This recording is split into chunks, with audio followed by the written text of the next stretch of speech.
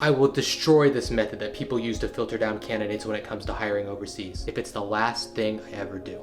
What am I talking about? Good question. When people are hiring, I notice all the time some of the common advice out there if you're looking to hire overseas is to write a really long job description so you can hide something crazy in the middle of it. And to me, this is crazy. What I mean by this is that write a job description with like 10 paragraphs, 1, 2, 3, 4, 5, put a question in the middle, and then 6, 7, 8, 9, 10, list all the skills, list all the requirements, all the time zones we worked, all of those things. It'll be some just random crazy question like, what is your favorite pizza topping? And unless you're looking for somebody who specifically likes pineapple on their pizza, then what is the point of this? Is that really the only bar that you have for candidates to get their foot in the door, is that they saw this one thing in the middle of the job description? And I've heard of some people even doing crazy stuff like disqualifying people based off of how they answer these crazy questions in the middle of the job description. Stuff like, I'm not gonna hire or move anyone to the next stage who prefers M&Ms over Skittles. I mean, how crazy is that? That's how you're gonna decide who gets to integrate themselves into your business, come onto your team, and ultimately be a part of your company and your culture? Is that the bar? Are you kidding me? That's crazy. You have to understand on the other side of it, candidates are also trying. It's a numbers game for them too. What that means is that you as a business owner, when you go and you post this job on like Upwork, for example, you're gonna get several hundred applicants and you can't possibly interview all of them. You can't possibly screen all of them. So you put that mechanism in place, which makes sense. It really does on paper. At the same time, candidates are also doing the same thing. They are looking for a job. Potentially they need money quickly. You know, maybe they are just not paying attention to every little thing. They're mass applying because they're also throwing a dart blindfolded and hoping they hit the target, much like you're doing. So the typical business owner, when they go about this, they go and post that job, 200 or 300 applicants, and then they put that question about pineapple pizza or pizza toppings or candy bars right in the middle of the job description, and they are just hoping that they've got their fingers crossed that that's gonna get narrowed down from like 300 to 50. I understand it's a numbers game and you have to whittle some things down. At the same time, I just think it is such a low barrier to entry. I don't think it makes sense for most business owners. So what happens next? After you narrow down from say 300 to 50, the hope is that then you can look at 50 resumes and then narrow that down from there to like 10, maybe a dozen people who you could then maybe consider interviewing. The next step after that is probably to actually get like a Loom video made by those 10 or 12 candidates, and then from there you'd actually interview the final 3 to 5.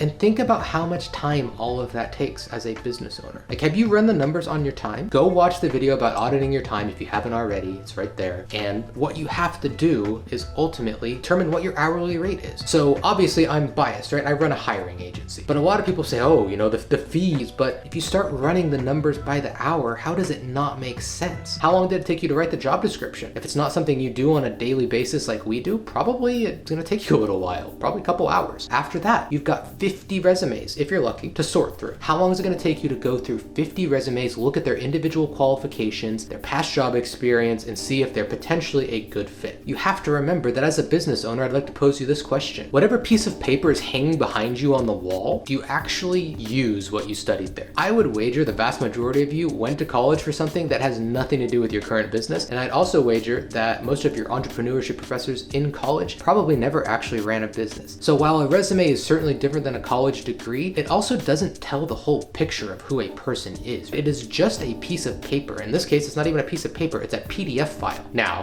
that PDF file is what is responsible for getting them in the door with you. So I understand, you know, it is important to look at that. At the same time, to go through 50 of them, sort them, and then pick the best 10, that is a time-intensive, laborious task. It's probably going to take you several hours. After that, if you're not familiar with scheduling people and just keeping track of multiple people in a pipeline at once, you've got 10 candidates, maybe you're trying to narrow it down to 3 to 5. You ask them to send Loom videos or voice notes on WhatsApp or Telegram, whatever it might be. And the reality is, it's going to take you precious time, precious mental energy, multitasking, administrative work to do all of this. And here's the kicker. Because those mechanisms that you've used are really, I mean, let's be honest, if you start thinking about it, they're probably not the best judge of character. And unless you're doing this consistently and hiring often, you may not know what to look for. The problem is once you've gone down that rabbit hole, you're locked in. You don't want to lose all that time, all that energy invested in it. So even if you're at your final 3 and you know deep in your gut, like they're probably not the right fit, you might end up going with one of them. It's the sunk cost fallacy where they are just locked in and they're saying, I'm not starting this process again because the process, let's be honest, it sucks. So they're not going to do it again. Instead, they hire the wrong wrong person, which if you didn't know, costs about 30% of their first year salary. So if you hire someone for $10,000 a year, that means that if you get them up and going and trained and invest that time into them, if it doesn't work out, it's cost you $3,000 right there,